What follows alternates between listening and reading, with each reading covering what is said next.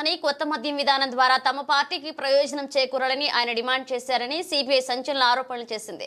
మద్యం పాలసీ కేసుకు సంబంధించి సిబిఐ దర్యాప్తు ముగిసింది. ఛార్జ్ షీట్లో కీలక విషయాలను వెల్లడించింది.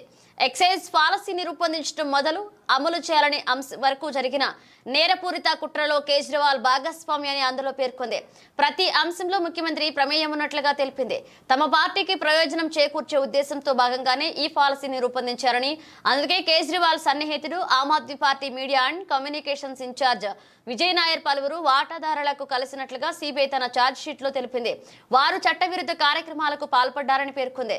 మద్యం పాలసీ కుంభకోణం ద్వారా ఆర్జించిన మొత్తాన్ని హవాలారు మార్గంలో తరలించినట్లుగా తెలిపింది. మరొక ఇద్దరు నిందితులు వినోద్ చౌహాన్, ఆశిష్ మధుర్ ద్వారా అక్రమంగా తరలించినట్లు ఛార్జ్ షీట్ లో పేర్కొంది. కేజ్రీవాల్ ఆదేశాల మేరకు గోవా అసెంబ్లీ ఎన్నికల్లో ఆ ధనాన్ని ఆమ్ ఆద్మీ పార్టీ వినియోగించినట్లుగా పేర్కొంది. దీంతో ప్రభుత్వ ఖజానాకు నష్టం వాటిల్లినట్లుగా వివరించింది. కాగా ఈ ఛార్జ్ షీట్ దాఖలతో ఈ కేసులో సిబిఐ దర్యాప్తు ముగిసినట్లయింది.